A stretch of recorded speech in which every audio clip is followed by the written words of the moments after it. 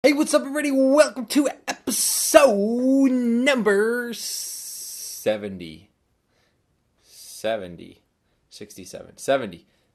on season 1. Today it's tonight, but tonight we're talking about Stash Retire, which is a Roth IRA versus your typical Roth IRA. So I actually compared this to give you guys more of a context. So I compared Stash Retire versus a Roth IRA that's through my bank, which I bank through Navy Federal. So what they offer versus what Stash Retire offers. So let's go ahead and dive into it. Differences, similarities, all that kind of stuff. So first of all, the differences with a Roth IRA through Navy Federal, you're looking at $2,500 before you'll draw interest. And so they offer a money market account, a savings account, and then they also offer like certificates as well. But you have to have $2,500 in a money market or savings account before you start drawing interest on that.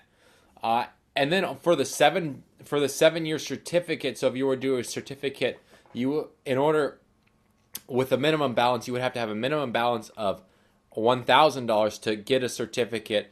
You would get a 2.1% APR, annual percentage return, or annual percentage yield on that certificate, which honestly, inflation is around 3%. So you're going to be losing money getting a Roth IRA through that kind of bank.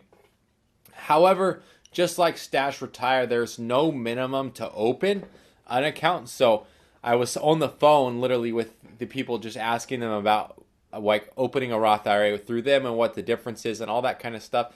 And they're like, you don't have to have a minimum balance, but you're not going to get interest until you get enough money to get a certificate, or you get enough money to get a minimum balance for your like money market account or your savings account, which literally on those two, your annual percentage return is like nothing. It would actually make more sense for you to have a certificate than for you to have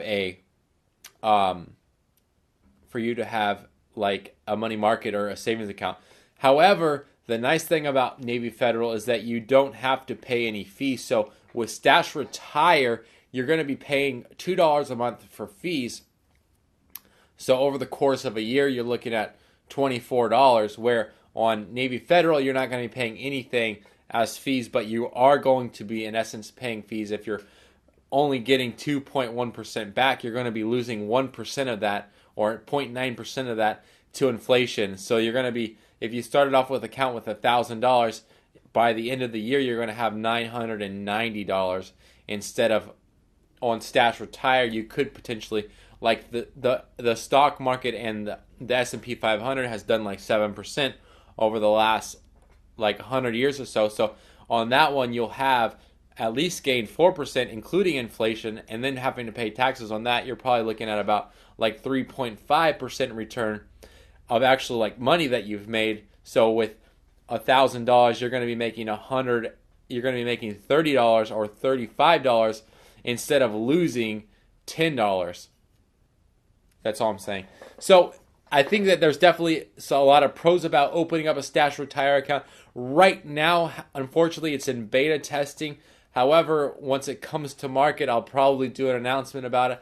I'm not like sponsored by Stash or anything like that, and I don't like go around and throw my affiliate link up. So I honestly believe in the product that they have. I believe that it's a stable, and I believe that for like millennials and that kind of stuff, I believe that it's a great way to build long-term wealth, because the thing that is the most important about a Roth IRA is that you don't actually pay taxes on the money that you make. So when you go to cash out at 59.5, all the money that all the like capital gains that you made off of that, off those investments that you put in there, you don't have to pay taxes on, where a regular investment account, you're going to be paying taxes on when you pull it out regardless.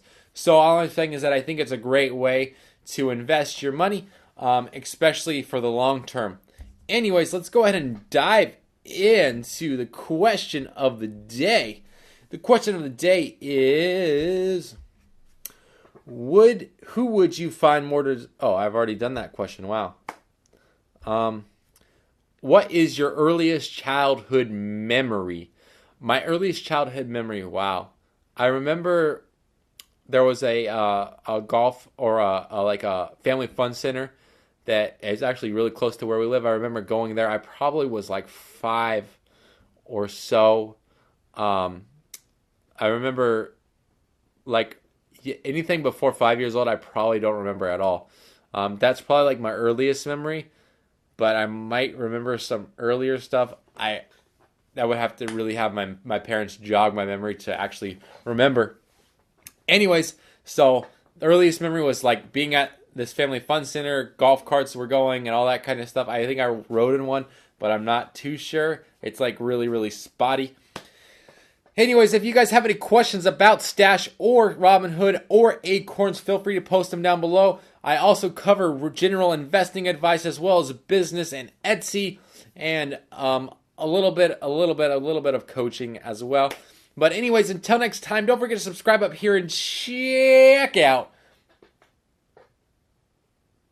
All right, let's do that again. Subscribe up here. Check out how do I keep an 8% return on Acorns. Check out this other video right here. And until next time, thank you for watching. I really appreciate it.